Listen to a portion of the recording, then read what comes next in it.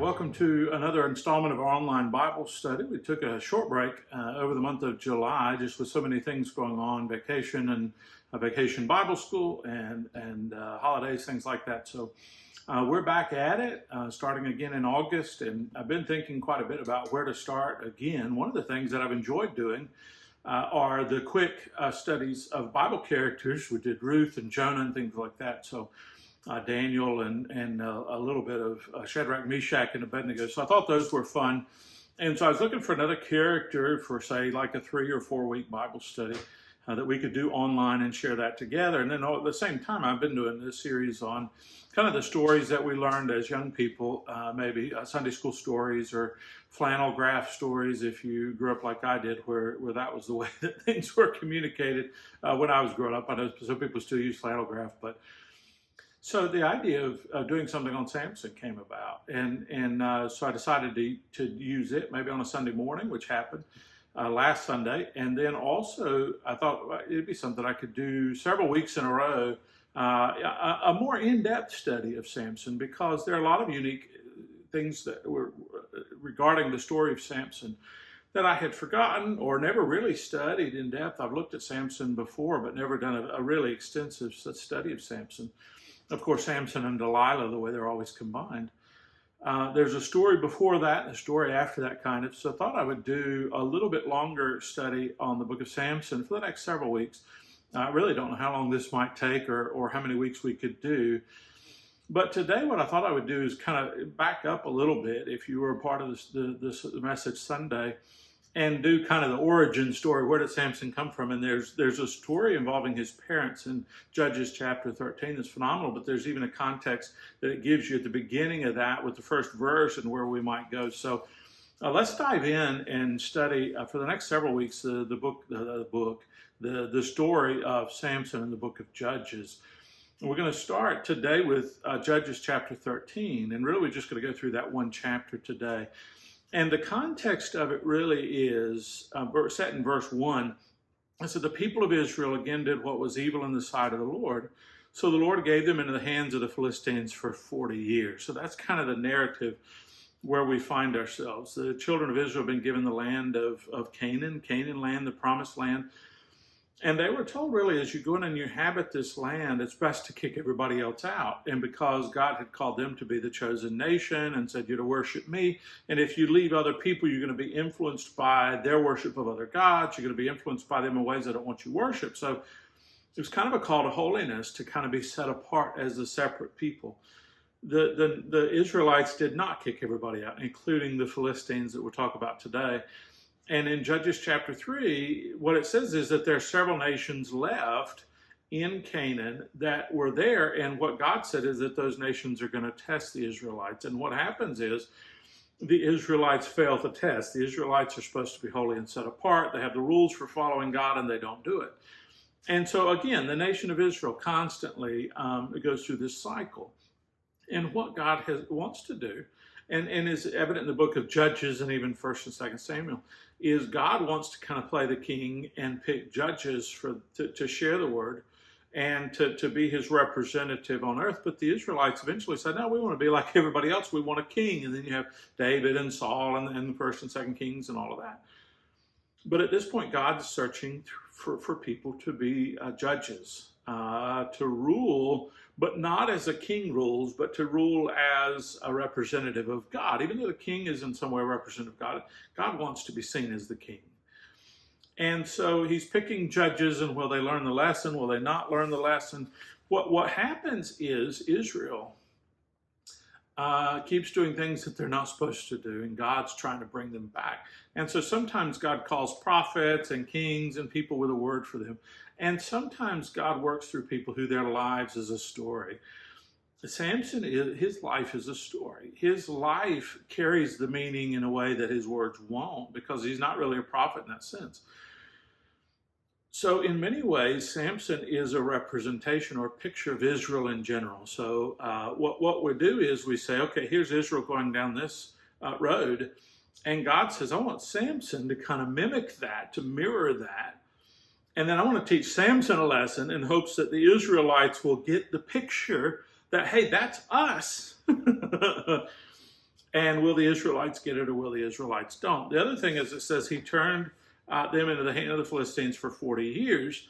Samson ruled for 20 years and was the beginning of the process to bring them back, but wasn't all of that. So we see that he was a representation, a picture of Israel, in that his birth was similar to the birth of Israel. It's kind of set up this idea. Israel as a nation was consecrated to God, so was Samson. We hear the voice of the Lord at the beginning of that in Sinai. We hear that for Samson. They give some special rules to follow. Same thing with Samson. They're given great advantages, being the people of God or being Samson as a chosen person of God. In both situations, Samson and Israel quickly begin to see their blessings as curses. They take them for granted. They say, instead of being set apart to be God's chosen whatever, we just want to blend in. Instead of being so different than everybody else, we want what they have. And so what we see is that both quickly rebel. Samson rebels. That'll play out over the next several weeks. And Israel has rebelled. And so how does God handle Samson? How does God handle Israel? So we'll see that coming to pass. And so the other thing is that what we see in the chapter 13 is the story of how Samson is foretold by God and what he's supposed to be doing by God. So let's read through some of the passages of Scripture, and you'll see some of these on the screen. And we'll start again and reread verse 1 in Judges chapter 13, and then we'll talk about it a little bit as we go. And the people of Israel again did what was evil in the sight of the Lord. Again.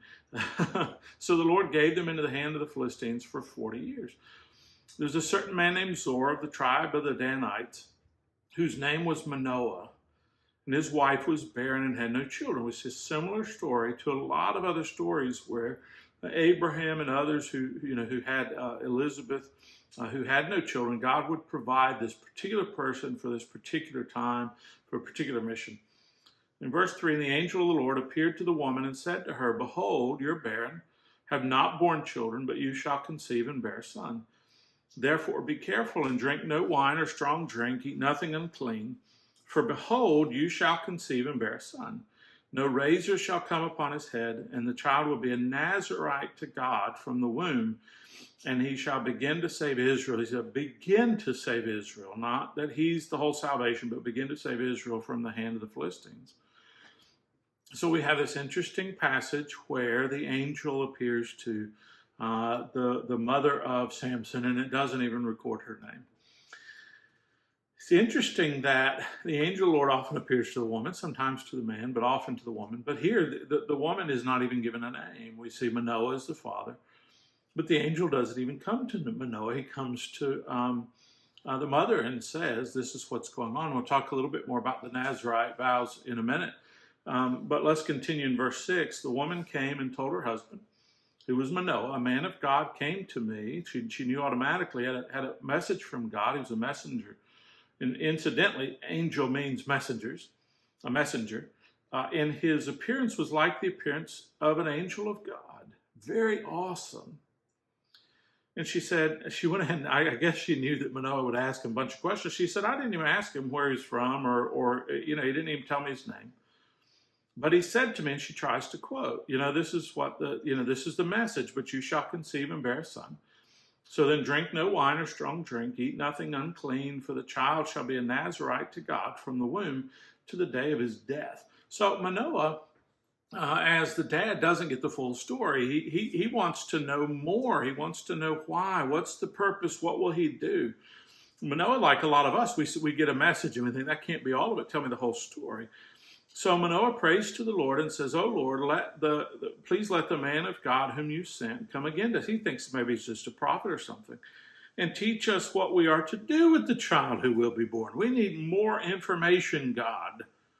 And so God listens to the voice of Manoah, and the angel of God came again to the woman as she sat in the field. But Manoah, her husband, was not there. So Manoah says, all right, I need more information, God. I need to know his mission. I need to know his purpose. If I'm going to raise my son in a certain way, tell me how. Now, there's a point at which God tells us a lot of things that we need to know. There's a point at which God says, okay, there's a bit of faith on your part now. So I can tell you more information. There's also an idea that God can tell Samson what he wants Samson to do. And Manoah doesn't have to be in all the details, but we see a curious Manoah. And I think, why go through all of this story telling us how Manoah reacts? I think it's to tell us about his heart. His heart is to whatever God wants him to do, he wants to do it well. Maybe there's a bit of curiosity to follow that, but I think his heart is clean in saying, God, I don't want to let you down on this. Incidentally, we'll cover this next week. Samson doesn't seem to have the same God, I don't want to let you down sensibility. Doesn't seem to have that. But Manoah, his dad, does. And so that's a credit to Manoah.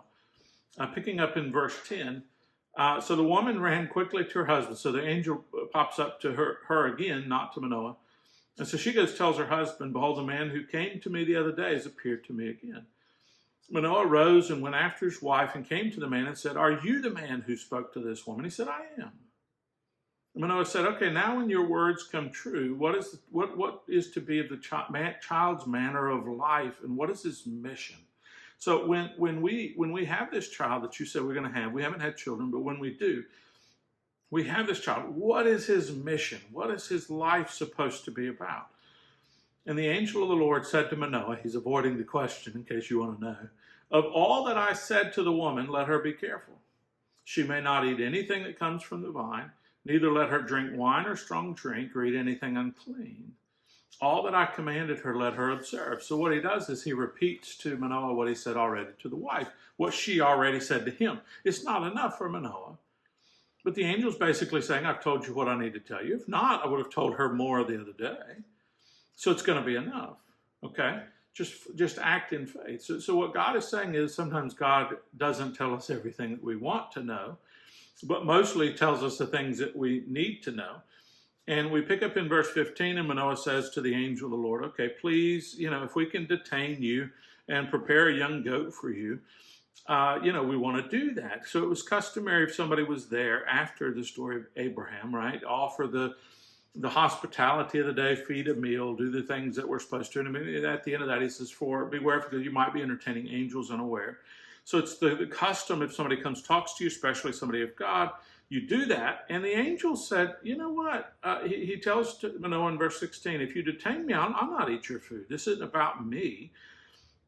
But if you prepare a burnt offering, then offer it to the Lord. So he's saying this is about God. And it gives us the caveat that Manoah did not know that he was an angel of the Lord, right? He's getting ready to fix it out. By the way, his wife came back and said, I met a man of God, somebody who was like an angel of the Lord. Manoah is a little slower to catch on.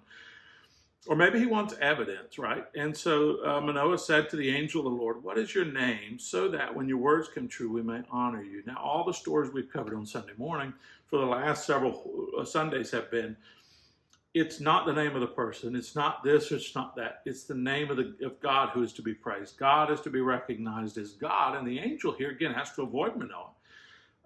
You want to bring me honor, don't bring me honor, bring God honor. The Lord has promised you a baby. The Lord is taking care of the Philistines. The Lord is doing all of this. And for Manoah, he's like, what's your name? And the angel's like, adventures in missing the point. It's not about me. And so he says, offer your burnt offering to God. And he's not going to tell him your name, but he gives him an interesting, verse 18, the angel of the Lord said to him, why do you ask my name? And the ESV is a little bit unclear here to my reading. ESV is the version that you see on screen that I read, the English Standard Version. He says, why do you ask my name, seeing it is wonderful? So he said, really saying, why do you ask my name? By the way, my name is magnificent. The angel says, by the way, I'm going to tell you how wonderful my name is, but I'm not even going to tell you what my name is. If you knew my name, you'd be in awe. And so I wonder, the name of the angel, of course, the angel was a representative of God. God had given him a name that was wonderful, but he wouldn't even tell him what his name was. So in other situations, of course, Michael or Gabriel or others, But here he's saying, Manoah, I'm not even going to bother to tell you. By the way, it is wonderful. Do you want to know how wonderful it is? It's wonderful. But I'm not even going to tell you what my name is, because it's not the point. It's not the point. So Manoah, verse 19, takes a young goat with a grain offering, offered it to the Lord, offered it on the rock, which is the altar, to the Lord, to the one who works. wonders. And Manoah and his wife were watching. When the flame went up to heaven, this is interesting. I don't remember this ever being a part of the story. I've read this many times before. When Manoah and his wife were watching, when the flame went up toward heaven, now with Elijah, we just covered a couple weeks ago, the flame comes down from heaven. This time they started the fire. When the flame goes up to heaven, and from the altar, the angel of the Lord went up in the flame of the altar. So the angel disappears. He kind of absorbed up into the flame and ascends to heaven. What an exit. And so finally, they went up to heaven, and Manoah and his wife were watching. They fell on their faces to the ground. Finally, Manoah, it's dawned on him, oh man, who in the world have we had in our presence here? Because again, it says he's just slow to realize. I think a lot of times something very big is happening in our lives. We're kind of slow to realize that it's a gift of God. So a tiny little lesson there in the midst of this great story. But then verse 21, the angel of the Lord appeared no more to Manoah and his wife. That means he was gone. What he said, what he did, and then he's gone. Then Manoah knew that it was the angel of the Lord. The wife figures it out. So maybe that's why the angel appears to her, because she says, oh, this man was fantastic. He's like an angel. It's very awesome. And Manoah finally gets it when he disappears into the cloud. And it says, Manoah said to his wife, we shall surely die because we've seen God. And interestingly enough, when Gideon and others see an angel representation of God, they think it's so great and so wonderful and so majestic, right? Heard stories perhaps of Moses coming down from the mountain, and he had been in the presence of God. And it was so wonderful that he shone for days. The glory of God rubbed off on them. And certainly they were frightened by the majesty of God. But here all they had seen was an angel. And so Manoah said, he's the one who's trying to figure things out. We shall surely die, for we've seen God. And his wife says to him, if the Lord had meant to kill us, he would perhaps not have accepted from us a burnt offering and a grain offering at our hands, or shown us all these things, or now announced such things as these. So I'm sorry, get caught up in this. Manoah's like, oh, we're going to die today. And his wife's like, he told us that in about 9 months we're going to have a baby, and this baby's important. We're going to raise him in the right way. So perhaps we're not going to die, Manoah. Perhaps, since God said that he's got a plan for us over the next several years, today's not our last day. So Manoah is a little slow there to pick up all of the intentions, but he's got a faithful wife to whom the angel first appeared and first gave the information to help Manoah out, poor Manoah. And she says, if he was going to kill us, maybe he would have told us all of these things, or shown us these things, or allowed us to worship him and all this stuff. So the last two passages, the last two verses connect the dots for us to the next chapter. So the woman bore a son and called his name Samson, and the young man grew, and the Lord blessed him. So the favor that Samson endures is from God. The blessing of God, we think, extended in many ways, but particularly through physical strength that Samson was known for. But the name Samson means something. And it says, again, the Bible tells us that sometimes the male names a child, sometimes the female, but I think I read today that more often the woman names her children than the man. And so it's both in the Bible, but this time, she names them. And the word Samson incorporates the word for son. In English, yes, but I'm not talking about English, but I'm talking about in Hebrew. So the word, something like Shemesh or something, and Samson is an alternate form of that with a changed ending. So Samson really means son or little son or shining sun. And now there's a city named very similar to Samson, not far from there, that was the location of sun worshipers.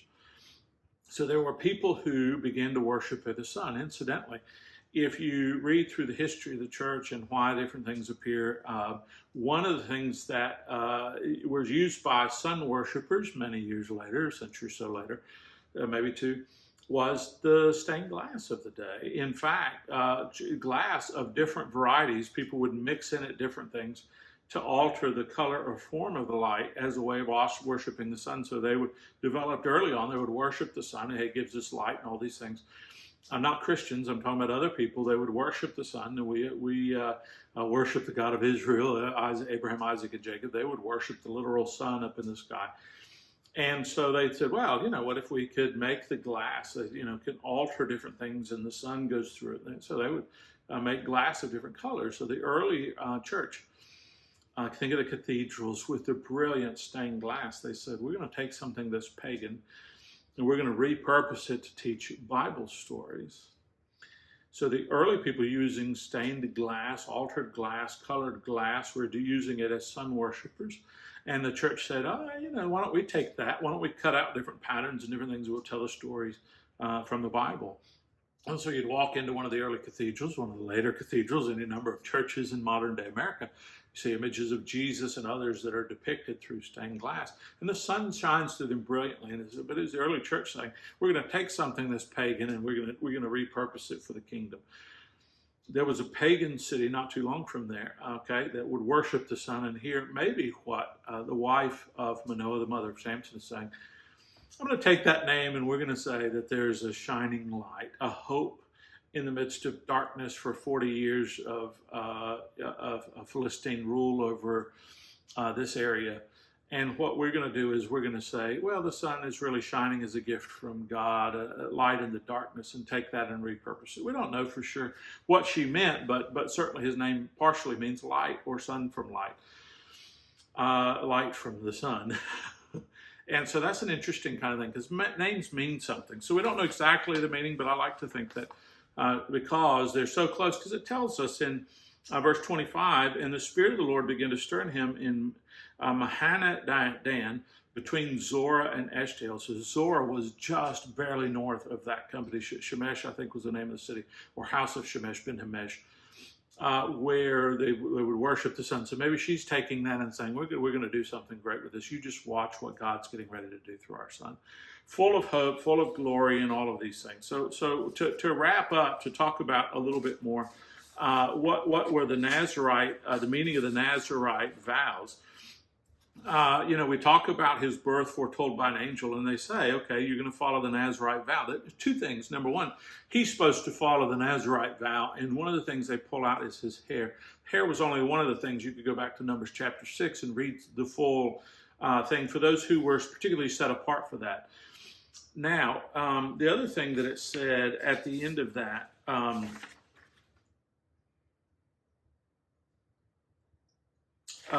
passage was that he was to be a Nazarite for life.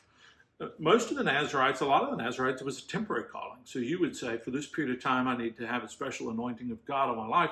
I'm going to follow the Nazarite vows so I could put everything unclean out and allow God to more fully speak to me without all of the hindrances and distractions. Okay, so that was the idea. But they're even saying that the mom should live according to the vows, that what she eats and drinks should not be things that would make her ceremonially or spiritually unclean. And they include in that fruit of the vine, which was wine or grape juice or anything that was made in that sense. But also it says strong drink, which was fruit of other fruit and grains. So we think of other beverages that were fermented from different things besides grapes or the grapevine. They have to let the hair grow, and that was the thing that was the final capsule of Samson. We know ahead of time, right? He was to never go near a dead body, carcass of an animal or dead body of a human being. These are things that he breaks, by the way, one by one. And then she's to follow those things while she's pregnant. And so God says, I want him to be set apart. I want him to be holy. I want everybody to know that he's different. So that when he does something big, I want people to give credit to me. Samson, incidentally, gives credit for himself. So what we see is the ideal today. What we see is what they wanted to happen with the life of Samson. The next few stories are Samson not necessarily getting the point, missing the point, and rebelling in the same way that Israel did. That's part of the point. We'd say, well, if he had done what God wanted to, he would have also been successful. But part of the point is he becomes the picture of Israel by following the path of Israel, meaning that he is tempted by the things they're tempted with. And he follows through on the things that he follows through on. So we're going to find this interesting story. This was day one and week one of this adventure, the life of Samson. We get to see the great birth story, a new son being born to a couple who had not had children before. The promise, the angel disappearing in fire. So it sets this great plan of, what's going to happen next? And so I hope there's some drama building for next week. We're going to follow the story of Samson, cover a lot of the things that we weren't able to cover by a one-week sermon. Okay, so we're going to dive in for the next several weeks. And I hope that you'll join us for all the weeks of this particular Bible study series. Hope that you're doing well and looking forward to getting back in the swing of things. So looking forward to seeing you again soon. And until then, God bless you.